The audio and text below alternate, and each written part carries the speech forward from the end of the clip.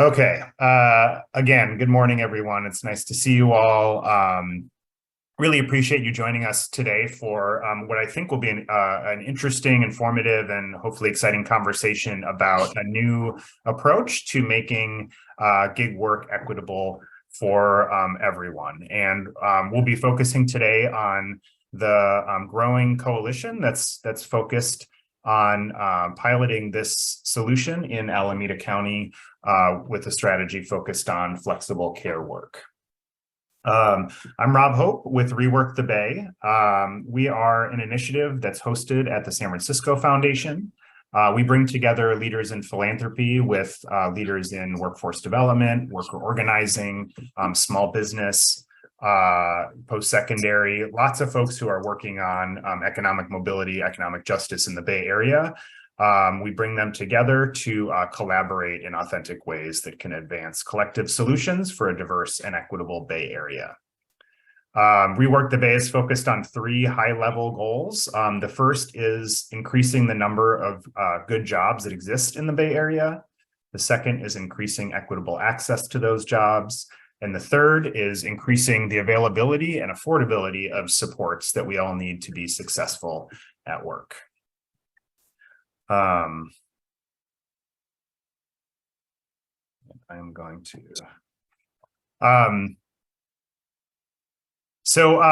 I first wanted to offer some, before we go into housekeeping, I wanted to offer some, just some thoughts on why Rework the Bay is co-hosting this event today. I've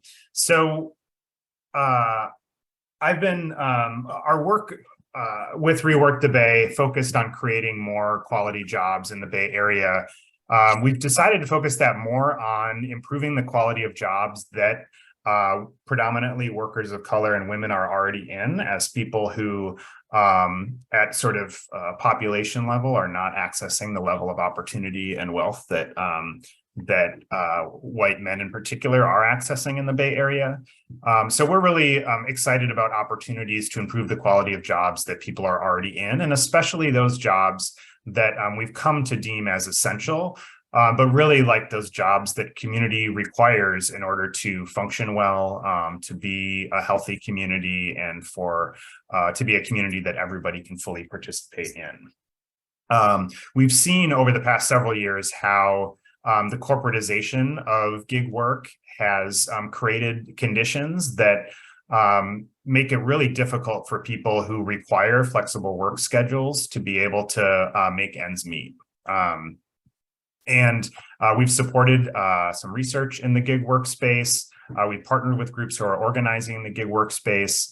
And we've been interested in new solutions that can try to take what can be a meaningful and helpful way of working for folks and make it also a way of achieving a living wage and supporting themselves and their family. And so it's in that vein that we bring this conversation to you today.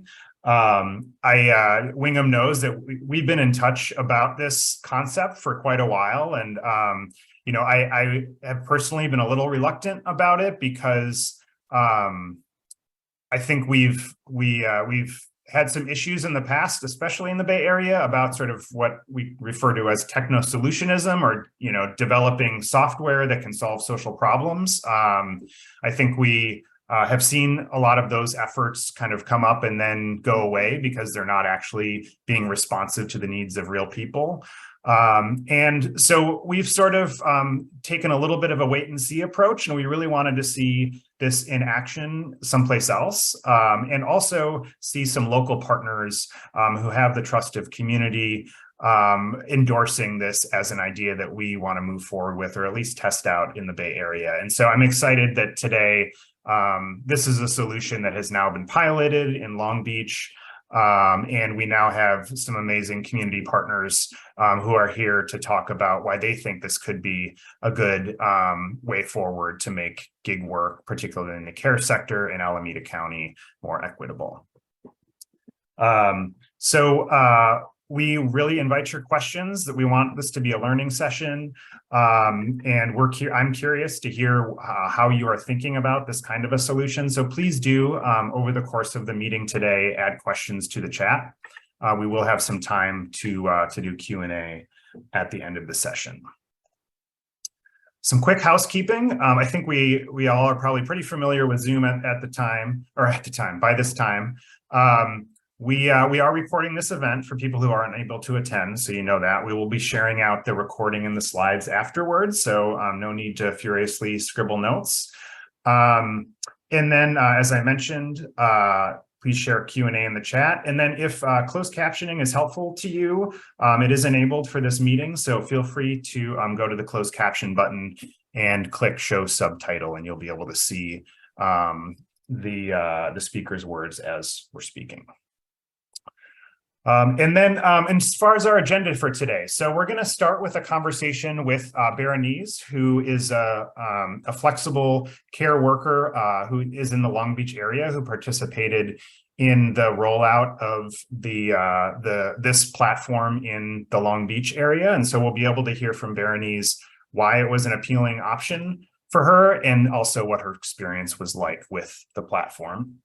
And then we'll be joined by Wingham Rowan, who will give us sort of an overview of the concept, how it came to be and how it works. Wingham works with the organization that's sort of the backbone and developed the software, and is helping communities implement it in different places across the country. And then we'll sort of wrap up our speaking with CJ Johnson from the East Oakland Black Cultural Zone, and Stephen Bader from East Bay Economic Development Alliance, two folks who have been deeply involved in the conversations about bringing this solution to Alameda County, to just hear from them why they think it could be the right way to go for their community. And then we'll wrap up with some Q&A. One other thing I just wanted to mention is that we have an opportunity afterwards, if folks are able to stay on. I'm not doing a very good job of advancing my slides, my apologies. At the end of the session at 10 o'clock, we'll have an opportunity, if folks are able to stay after, to do a live demo with Wingham. He'll sort of share his screen and walk us through what the experience is for people interacting with the platform. So that's our plan for today. I do want to say we're sending our love and care to our team member, Brianna Rogers, who's not well today. And if I seem a little scattered, it's partly because we're down a person today. And so we're going to do the best we can, and just wish that Brianna will recover quickly. All right. And so with that, I would love to bring Berenice on to join me here. Hello. Hi, Berenice.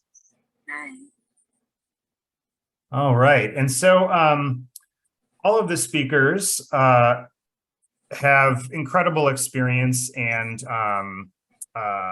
very lengthy bios. We're going to not take the time to read these bios out loud to you all, but I am adding a link in the chat. If you're curious to learn a bit more about Berenice and the other speakers, please do click into that document and read through their bios.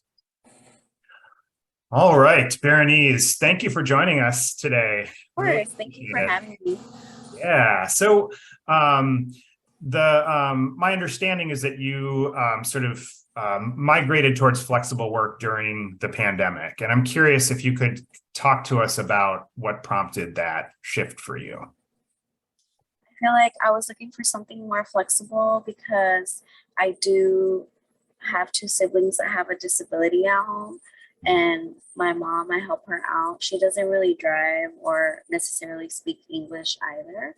So I have been the driver and translator for basically since I started driving. And I feel like I needed a flexible job or work in order for me to be able to still add what I needed to do in my daily life. And were you accessing flexible work opportunities before you ended up using this platform to reach them? I was, but it was still a little hard.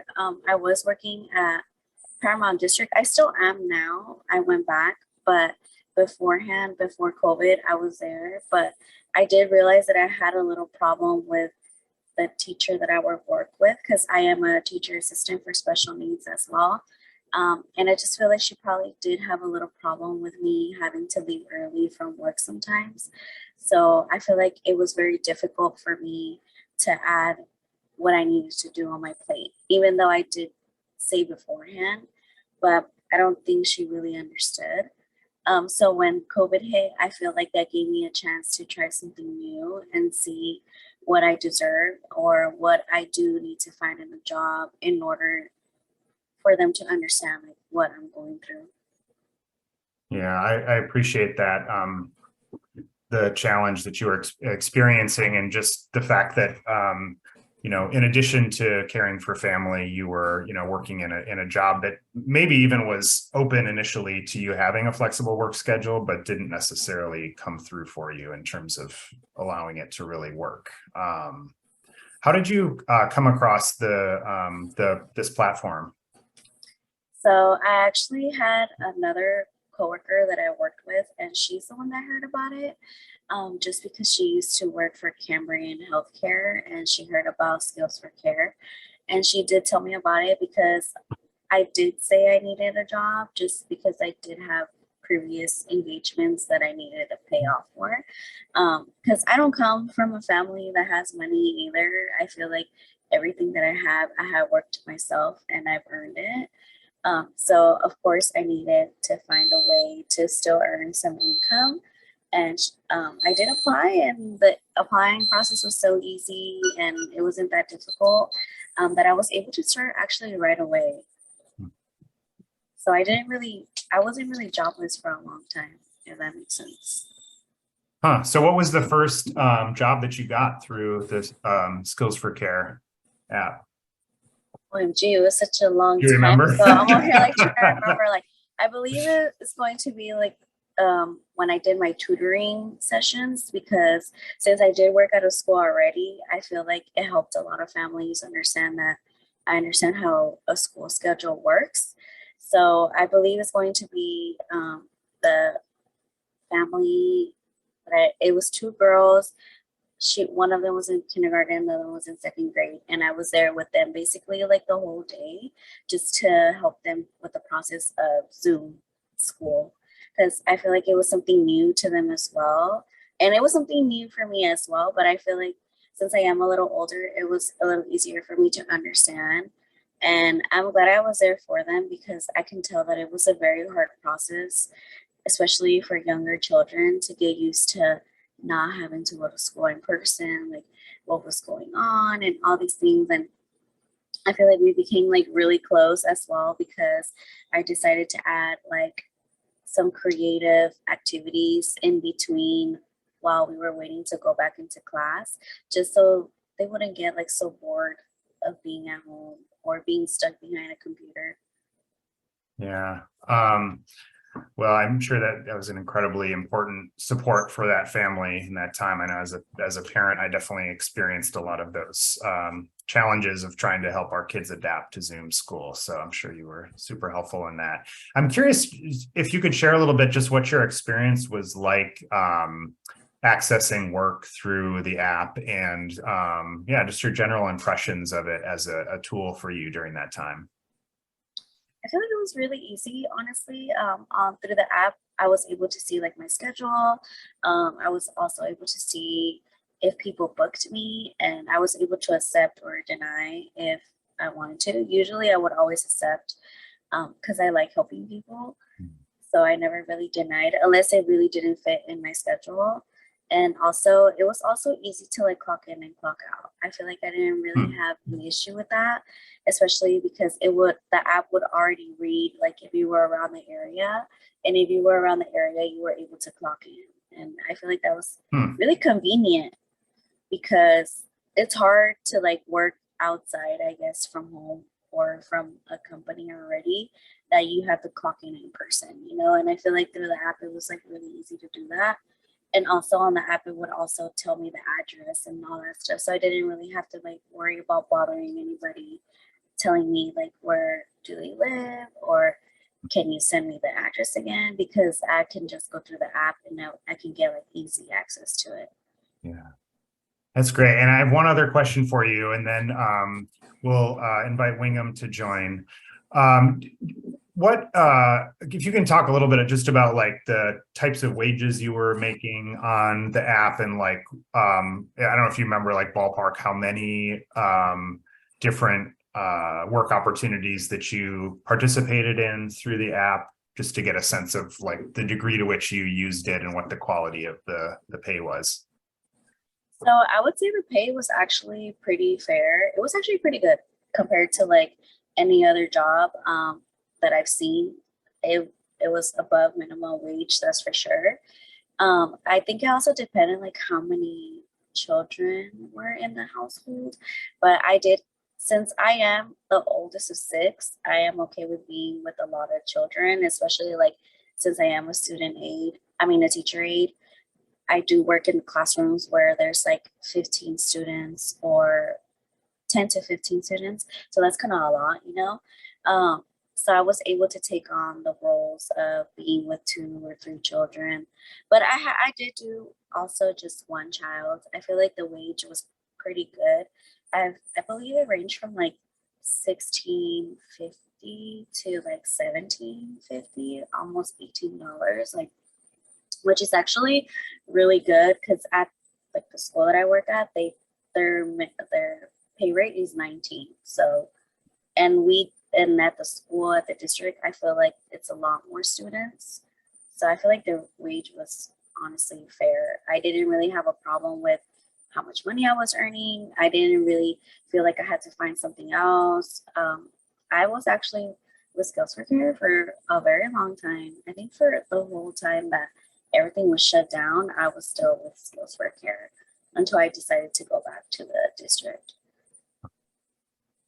Great. Thank you very much, Berenice. I know we have at least one question for you, so when we bring you back for Q&A, we'll definitely be coming back to you. So thank you so much again. Yeah, of course. Thank you. All right, we'll talk to you in a bit. All right. So where are you, Wingham? There you are. I'm going to add a spotlight to you so you're easier to find. I'm next really excited to invite Wingham Rowan, who leads Modern Markets for All, which is the kind of backbone organization, as I mentioned, really championing this work. And Wingham, I'm going to invite you to share your screen and tell us what this app is all about. Thanks, Rob. Yeah, I ran British government programs that set out to serve people exactly like Berenice, people who don't fit the neat labour market pigeonholes of full or part-time regular work. And I'm very pleased to be here because very often organisations that are focused on good jobs see our workforce as slightly tangential. And I hope what came clear from the way Berenice was talking is that she's actually a real asset to her local economy. She's not a cost to be minimized by some corporate platform or a gig work platform. She is a real asset to be developed. And Berenice, I know you've given us permission to share your data, and I looked it up while you were talking because Rob rather put you on the spot, but I'll just share because you said it was okay previously. Berenice did 1,263 hours through the platform during the year of the pandemic. She served a total of 22 households, all of whom she built up a relationship with. The platform is all about regular ongoing relationships, and her bookings ranged from 2 hours to 20 hours based on her availability and each family's needs at the time. So if I may, I will share my screen because this is all about this world of people who do need this very flexible work. And as Rob said, I run a non-profit that came out of the British government programs called MM4A. We work with people like the Oakland-based Workers Lab on expanding this model. That everything's about open sourcing. It's all about empowering people like Berenice, because at the moment, typically in Alameda, their options are not as good as they could be, which is a real shame because you have some very dynamic CBOs that want flexible labor for community kind of roles and a far-sighted set of county managers around these sort of issues. So if I may, I'd like to just share what we know about this part of Alameda County's labour market. And I need to stress, I'm not talking about home freelancers. This isn't about web designers, translators, lawyers, accountants who can pick projects off the web, do them at home in their own time, upload them and get paid. I'm talking about people who have to go to a specific place at a specific time to do this work. And they are typically in sectors like hospitality, retail, care, as we've mentioned, distribution, building, and so on. And broadly, there is a data deficit around this part of the labour market at the moment. The BLS data is not granular enough to capture it, but it divides typically into 3 cohorts. If you look at why are people working this way rather than either having regular work or frankly having no work at all. There's a group we call core irregulars. So Berenice is a core irregular. Her family commitments are ever changing and have to take priority. But there are people who have medical issues that come and go day to day, who have complex parenting needs, who are studying on a very fluid schedule. So it's about all forms of caregiving and other commitments that have to take priority over just being available for work within the times an employer specifies. You might be surprised how many people want to work this way, particularly the young. They look at the jobs now available to them and they will decide that they're better off with a network of employers and skills and openings for their progression. And that screen is from a workforce scheduling system. It's a supermarket manager's view of a system called Kronos Workforce Central 8 for retail. The red bars are saying to the manager, you've got too many of a particular kind of worker in your store right now. Start sending them home. Kronos is texting the ones who think they're coming in later to tell them they're not. Very precise, brutally effective for the employer's point of view. It can keep your labour costs totally under control. But, of course, it leaves the workers scrabbling for extra hours elsewhere when they're not called in because they've still got to put food on the table. So there is this data deficit. But if you were to say, well, what percentage of Alameda County's adults fit into each of these cohorts? I could defend those numbers with pre-COVID research. Everyone agrees it's gone up since then. So that is the workforce. Rob alluded to it. The communities of colour and women are disproportionately represented in this part of the labour market.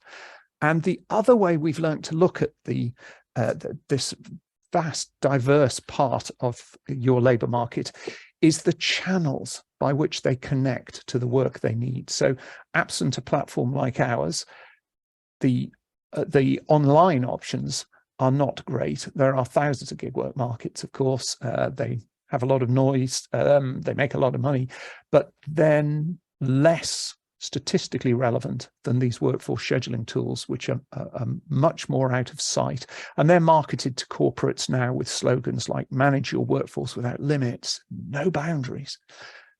And then there's the word of mouth, informal, off the books economy. It's very hard to have a regular job in that economy. It's full of this kind of work. And there are multiple problems with these channels. They typically, gig work platforms typically retain 30% of your earnings to pay back their investors. There's a lack of meaningful data. You are confined in silos. All these systems want to be oversupplied. So you are sometimes misled into working when it's not in your interests, and so on. So that is the problem we set out to solve. And I can share that we absolutely did not start with a technical solution. We are not about techno-solutionism. So we did start with the realization that you are going to have some sort of platform to serve this part of the labour market. These transactions are so complex, and they get even more so when you're going to give everyone W-2 status and progress them and have interventions to support people who are struggling and generate data and allow everyone to work across their entire range of skills and so on. But we came up with a brief for what a platform had to do. And one of the things it has to do is be either extremely low cost or free, because you do not want to be deducting anything from the wages of this hard-pressed corner of the economy, which means it's not a sizzling Silicon Valley business opportunity. It's a public utility. And it's worth noting that government already provides this kind of labour market infrastructure for people who are lucky enough to have regular availability for work. Each state workforce agency commissions its own all sectors job board, freely available to any employer, any candidate, and the one for California is called CalJobs. So we set out to say, if you take that ethos of CalJobs, which is just about boosting employment, individual opportunity, generating data, interfacing into public assistance and everything else that you want, and applied that to flexible work, what would you end up with? And the short answer is it's a completely different kind of platform. It's called many things. One of the things it's called is Central Database of Available Hours. And the proposition is, we think Alameda County is ready to launch a version of this. It's all real. It's transacting in LA County today. We could set up a version for Alameda easily by this time tomorrow. The issue isn't the technology. You can have that. I think there's some costs attached, but it's there. It's ready. The issue is what we call market making. Because if you were just to turn this on for Alameda County and promote it through the workforce boards, all the channels that CBOs and government have to work seekers, you will typically be swamped by people who want a better alternative to gig work. This is data from one of our launches. The blue lines are the number of available hours in the platform. The red lines are the number of hours that are booked. You will find thousands of people signing up, entering their availability, going through the process of identifying their skills and so on. And if you haven't made the buy side, the demand side of the market ready in advance, your market will collapse, because over the next few weeks, nobody will get booked. They'll all become disenchanted. And then the market can't serve employers. It just doesn't have enough workers left. So you have to do what we call market making. It's a well thought out process. And we've been working with Stephen and Oakland Thrives and a bunch of your CBOs in Alameda County on this. And we've done the first stage. We've got the initial market activity pretty much lined up. So we are now just looking for the resources to put a team in place to get going and power up and get this thing through to financial sustainability. And there's a pathfinder for this, as Rob said. So Berenice is one of the participants. It comes out of the Public Workforce Board for Long Beach. It was funded initially by 5 US foundations. The whole system was Americanized, advanced further. It's based at Pacific Gateway, which is the workforce board that covers Long Beach and surrounding cities. I'll just throw in that we won US Conference of Mayors Award for Best Job Development Initiative in America, led by the community. And it's badged Work LB, and it was piloted during the pandemic, focused on responsive at-home childcare for essential workers, of which Berenice was part.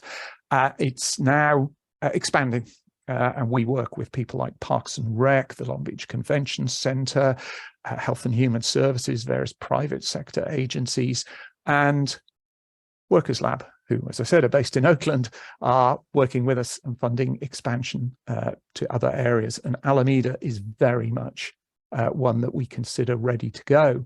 So very excited about this.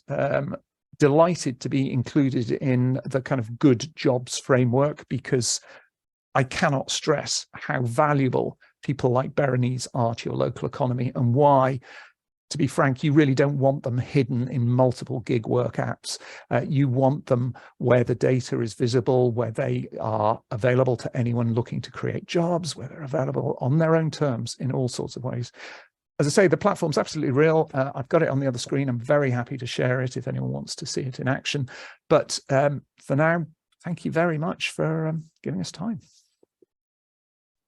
Thank you, Wingham. I really appreciate it. I know it's a lot to share in a short amount of time, and so I'm guessing folks will have questions, or hopefully we'll be able to stick around afterwards for the live demo. All right, so I am excited to invite, let me see with all of my spotlights, invite CJ from the East Oakland Black Cultural Zone and Stephen from East Bay Economic Development Alliance to join us as local partners who have been working with Wingham and team on this concept to hear a little bit more about why it resonates as a promising opportunity for communities in the East Bay. So I would love to start with just maybe CJ, if you could just share a little bit about East Oakland Cultural Zone for Black Cultural Zone for those who aren't familiar with it, and welcome. Sure. Thank you so much for having me and having us. I'm CJ. I'm the CEO of the Black Cultural Zone Community Development Corporation, and we were established by the East Oakland Black Cultural Zone Collaborative. That collaborative was formed in 2014 in response to the bus rapid transit infrastructure project, which infrastructure projects have notoriously done very big damage to Black communities in terms of gentrification and displacement. And so they began to rally to say, we need a Black cultural zone. We want a city of Oakland to still have a Black presence along commercial corridors and residential corridors. As many folks know, Black people were 50% of Oakland. Our numbers are about 22%. And the projection is that by 2040, we'll be less than 10% of Oakland unless we do things to change. And so that's a part of the reason why the collaborative was established. Another example is at some point along the commercial corridor, and this relates to jobs. There were 1,000 Black-owned businesses who owned or controlled their real estate in some way, owned it or long-term lease. And now, after a lot of infrastructure projects and a lot of things that have happened, there are less than 4. And so what happens is that people tend to hire folks from their family, their community. And so with fewer Black-owned businesses, there's fewer job opportunities. So that's a little bit about the East Oakland Black Cultural Zone Collaborative. We have 35 plus members and more allies and supporters trying to do the work of keeping a thriving Black presence in this legacy Black city. Thank you. Thank you very much, CJ. And Stephen, I know you're also working on economic development toward an equitable future in the East Bay. I'd love for you to share a little bit more about your work as well. Sure. Thanks, Rob, and good morning, everybody. So Stephen Bader at the East Bay Economic Development Alliance. I've been the executive director now for a little over 4 years. Been actually tracking this model and this work for quite a long time. I was in the workforce development world for quite a while, and both in the city of Oakland and previous to that in other parts of the East Bay, Contra Costa County, and actually even earlier in other parts of the Bay Area. But became aware of kind of this developing model as far back as 6 or 7 years ago when Wingham had brought this to the U.S. Department of Labor under the Obama administration, and they got some interest in sort of seeing how this, recognizing the growth of gig work at the time and how fast it's been happening, really starting to understand that there's probably more here that needs to be looked at. Before going too deep into that, just a little bit about us. We're a 30-year-old, a little over that, a regional economic development organization focused on a variety of different things to help support economic vitality in the East Bay. We focus on issues around business climate, education, land use, housing, infrastructure, transportation, trade, and workforce development.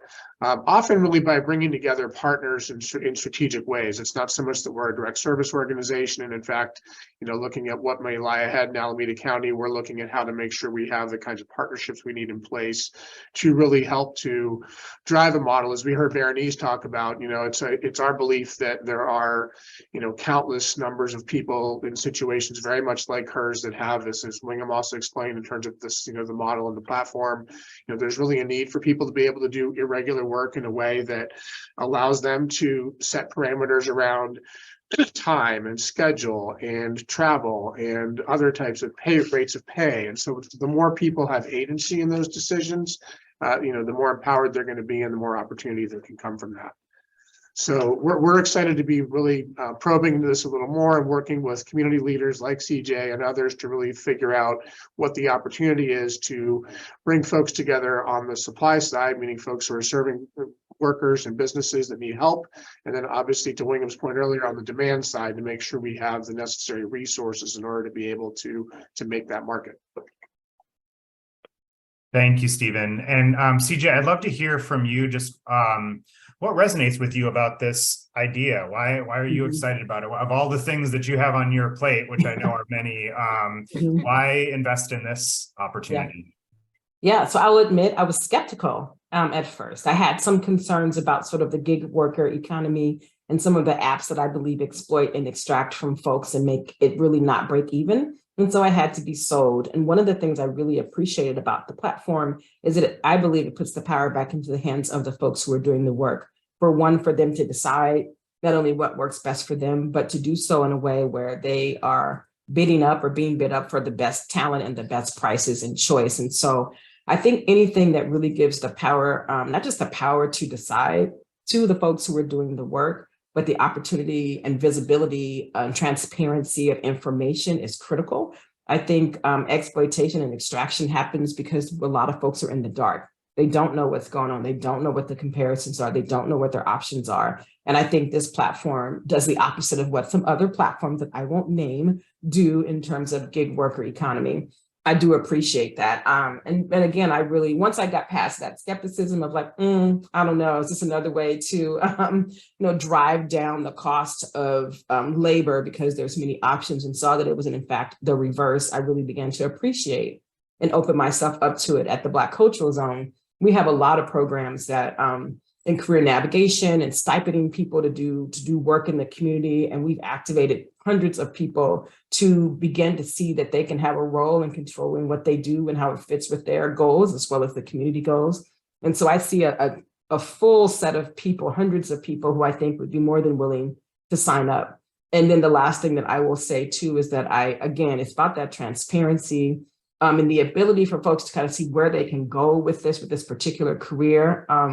All of that is a really helpful tool. And if it's really connected with the kinds of training and resource and development it needs to go from, hey, maybe I'm an assistant and next time I'll be a coordinator and then I'll be a manager, I think that it will be phenomenal. I ultimately would love all of these assets to be cooperatively owned by the people who are providing the services, because I think that is the way that we defeat low-grade capitalism that exploits and extracts. It's a drug that our country is addicted to. And I think this could help us break that bad habit. So that's why.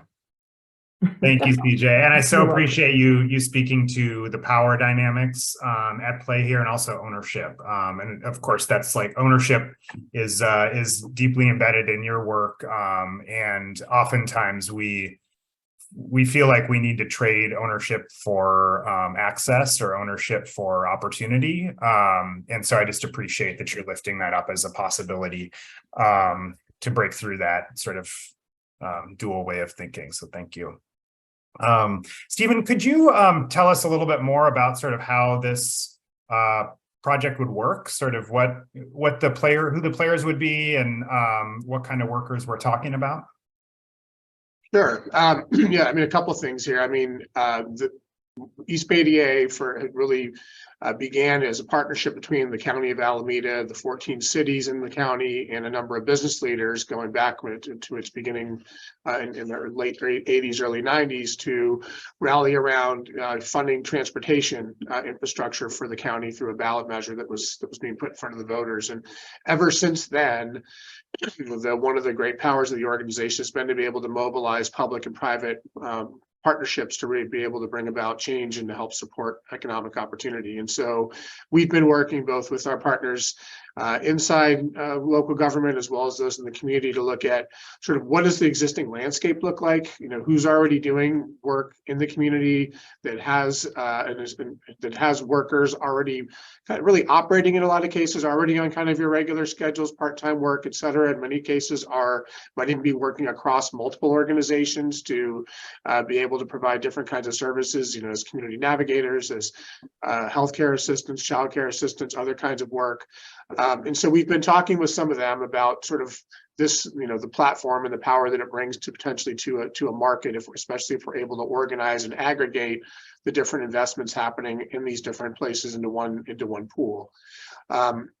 The exact role of East Bay DA in this, I think, is something we're still trying to flesh out, because I think CJ just said it very well, is that we're not trying to own this as much as we're trying to launch it and be an enabler of the opportunity. It's really, I agree that actually it really is something that needs to be community owned, and because if it's not, then frankly, we're kind of repeating the same mistakes of the past, where we're often sort of putting up something as shiny and new and saying, oh, look at this great new program, this great new technology.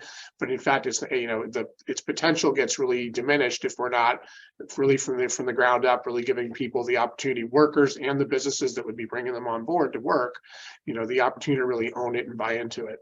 So we're talking, and we have a number of folks here on the ground in Alameda County, especially in the city of Oakland. It was mentioned the collaborative Oakland Thrives, which is actually connected to a joint powers agreement between the city of Oakland, Alameda County, Oakland Unified School District, and First Five to really look at the health and well-being of families and children over time. And this is really embedded into that notion about helping to really create wealth building opportunities for folks. And so we're trying to hone in with potentially some philanthropic funds and hopefully maybe some public funds. We're still trying to look at different opportunities in that space to bring together those resources to then, really get this market in place and launch it. And really following very much along the lines of things that are already in place, but that can be really expanded and enhanced with the addition of this tool and technology, again, that puts workers in the center and creates transparency and opportunity. Thank you very much, Stephen. And I'm going to just invite our other panelists to join us here. All right, we got everybody. Welcome back, everyone. Wanted to just open up the floor for some Q&A. This is, as I said earlier, this is it's an elegant solution to a complicated challenge, and so I know it took me some time to kind of wrap my mind around it. So I know this may be a first taste for a lot of you, and I know that this team is very happy to connect afterwards to share more information. So we did get one question earlier, and I'll invite other folks to add questions to the chat, or feel free to just raise your hand and we'll call on you if you prefer to ask a question verbally. So our first question was actually for Berenice while you were talking, and it's a question about your experience with the app. Were you able to show your schedule and availability in the app? Were you able to sort of put bounds around when you were available to work? Yes, I was able to do that. I did say that I was available, honestly, whenever anybody needed me, but I was able to edit that if I ever needed to do that. And you can do that. I was able to do it on the app, but sometimes I was also like, if I didn't want to do it on the app, I would just tell James, but most of the time I did do it on the app. Great. Thank you very much, Berenice. Steve, and if you could just introduce yourself as you ask the question, that'd be great. Sure. Thank you. My name is Steve Preminger. I'm the Strategic Affairs Director for the County of Santa Clara and a longtime member of Monique's Work to Future board. My question is sort of a question, sort of trying to get William to elaborate on his point about getting employers in place, folks that are going to hire workers. The point was that people will flock to the site, but if employers aren't there too, the whole thing collapses. And so if you could just elaborate on how that's been achieved in areas where it has been successful, I'd sure appreciate it. Thank you. Yes. Thank you, Steve. So when we go into a new city, we don't focus on the workers, not because we don't care about them, absolutely the opposite. But we mustn't waste their time. And this idea of techno solutionism, and I hadn't heard that phrase before today, but this idea that you put the shiny software out there and it solves everything is just not where we're coming from. It's not our experience in Britain. It's not like that. There's a human layer built into this. So CJ's organization and other CBOs are absolutely running this thing. So the challenge is that you've got to get the big users of flexible labor, by which I mean the employers, the buyers, the clients, whatever you want to call them, to commit to the platform before it launches. So the way we do that is we've learned the hard way. You won't get the big corporate users. There's no point going to the Walmarts and the Targets and the distribution centers at this stage, because they will just say, look, I've got a workforce scheduling tool. It holds my costs, my labor costs at 22.7% of whatever's going through my checkouts. why on earth should I come across to a platform that's going to empower the workers, give them other opportunities, encourage public workforce boards to upskill them? No way. So what we have to do, to cut a long story short, is go through the public sector. Government in aggregate is the biggest buyer of this kind of labor in any economy, a lot of it through CBO partners. And that model is particularly well advanced and working well in Alameda County. So what we have been doing, thanks to Stephen and other partners in Alameda, is talking to Health and Human Services, public health, other service providers who work with the CBO community. And that's where we've got visibility of this pot of demand. CJ mentioned, hundreds of workers. We tend to measure it in dollar amounts just to kind of do the math. And once you've done that, yeah, you can turn it on. And frankly, if you're the Walmart manager in Alameda County in 18 months from now, my hope is that you're realizing that your workers are beginning to migrate over to this platform because they get better opportunities. They might start by using it to fill in times around Walmart, but there's going to come a point where your workers might say, why don't you book me through this platform? I still want to work for you, but I want to work for other people at times of my choosing when you don't need me. And because I'm proving my reliability in the platform, which exposes me to more digital badging, which opens up additional opportunities, it might eventually force you to realize, actually, I'm just going to lose them all if I don't. So that's what we hope to achieve, but it really does rely. The easy way to build demand is the public sector. It's in care. In Long Beach, the school district, the convention center, as I said, Health and Human Services, public health workers. These are all huge consumers of non-9-to-5 labor. And they have much to gain from having visibility and sources of extra workers and working with CBOs, and each CBO running the platform on their terms, configured for them in their branding, following their rules. So that is market making in a nutshell. And yeah, we've been fortunate in having the right partners in Alameda that we've substantially done it. Yeah, and thank you for that question, Steve, and for your response, Wingham. And I appreciate the connection to the public sector, because I think I hear a lot of funders have an interest in making investments that ensure that the large public dollars that are coming into the Bay Area are actually going to benefit the folks that need it most. And so I just appreciate you making that connection. Chris Stedelman, our friend formerly of NovaWorks, I saw you had a question, if you wouldn't mind coming off mute and asking. Sure. I think it's important for the audience to understand that this isn't one of those standalone, you're on your own platforms, like those ones we didn't want to mention. That in fact, the part of the success in Long Beach was having the program support from CBOs and government behind it. So could you just mention a little bit about how that worked? Me?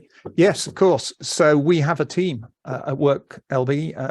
The head, James, is sitting quietly on this call. So how it starts, so we've got the demand in Long Beach, and what we do is someone registers and says, I need to work this way, and one of James's team will do a half-hour interview with them. And as they're doing that, they're doing what we call badging. They are turning the person's experience and aspirations into digital badges. And I can show you how all this works on the platform if anyone's interested. And what that means is then we've got a whole set of data points about this person. They've got informal childcare experience. They've got a tuberculosis check. They're a non-smoker. They like working with pets. And you can aggregate this data. So for instance, the head of the workforce board is able to say to local restaurants, I've got, I think the figure off the top of my head at the moment, something like 120 local serve-safe food handling certified staff available on Saturday evenings when you're crying out for extra staff. You can book them, but you're not getting away with tipped wage. You've got to pay minimum wage as an absolute starting point. So that aggregation is where the clout then comes from. So Yeah, it's absolutely, there's a human layer. We really are, you know, CJ's organization would have their version of the platform. They would call it whatever they wanted. It would appear to sit within their website. It would be in all their branding and their language and the terminology, everything. So it's a kind of ecosystem. And my job is just to give this to Alameda and try and ensure you don't make the mistakes we made in other launches, but it really is to get out of the way. You know, this isn't we march in and tell you the business model or anything about this. It's whatever you want. And in Alameda, you can't help but being struck by the vibrancy of the CBOs, and you really want to empower them and lift them up to this kind of visibility and administrative efficiency. That's great. Thank you for that question, Chris, and your response, Wingham. I feel like we talk a lot about tech doesn't have to increase inequities, and tech can create a just future, but we don't get a lot of examples of how that could actually work and what it looks like on the ground. And so I just appreciate seeing this live example that is really centered around community and workers, and using those powerful tools for good, so to speak. So I know we're getting close to the end of the hour. I can't believe we're already there.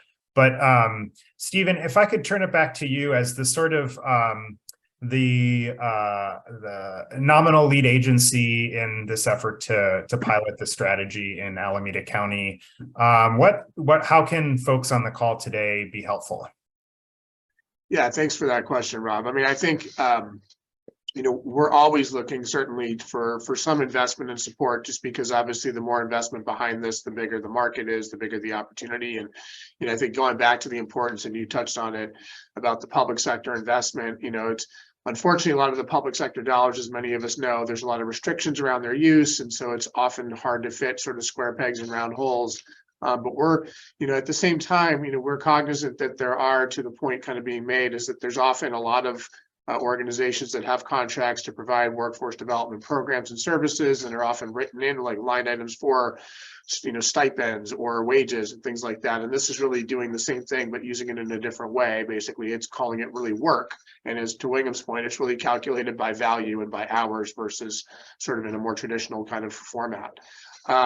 You know, definitely if there are folks interested in kind of learning more about, you know, how to get connected and support our work as we bring together. I mean, CJ's certainly, her organization represents one of the most promising organizations to help with this launch, but there's a few others too that we're trying to bring together in this process. And I know we didn't get a chance to get into a lot of detail about that today, but you know, the whole team of folks that we're working at here with Oakland Thrives and with the Youth JPA and with other community partners that are part of the work that they're focusing on now in East Oakland is really going to present, I think, the opportunity for us to move things forward. That's great. Thank you, Stephen. So I want to remind folks that if you are able to stick around, Wingham will be doing a sort of interactive demo of the platform right when we wrap up here. We will also record that, and we can share that afterwards with the recording if you're not able to stay. There's a couple opportunities to stay in touch with folks on the call today. If you'd like to learn more about Rework the Bay, or just kind of stay in touch with work that's happening in the Bay around economic justice, please feel free to subscribe to our newsletter. The link's in the chat there. Wingham sends out a newsletter as well about the sort of progress in implementing this solution here and in other places. And if you'd like to get those updates, you can email Wingham, and his email is in the chat as well. And lastly, I just want to really thank again all of our panelists for joining us today. I wish we had more time to hear from all of you. And I think, you know, we deliberately made this a taste so that hopefully folks are interested in learning more. You know, just on behalf of Rework the Bay, want to say to all the funders on the call today that, you know, when we're trying to invest in opportunities that are uncertain like this, and that have big aspirational goals and big potential impact, this is where philanthropy is really critical. We need flexible dollars. We need dollars that are not tied to contract outcomes. there's lots of flexible, unexpected needs for resources that all of these organizations will need to make this happen. And it does feel like now's the time. CJ spoke to the shifting demographics, and in particular, the reductions in Black communities in the Bay Area, and that's a direct result of the choices we're making around how our economy works in this region. And so everybody on this call can be a part of the future looking different, but it will take making some investments that may not have obvious payoffs in the short term, but have lots of promise in the long term. So thank you all for being here. We'll send out an email with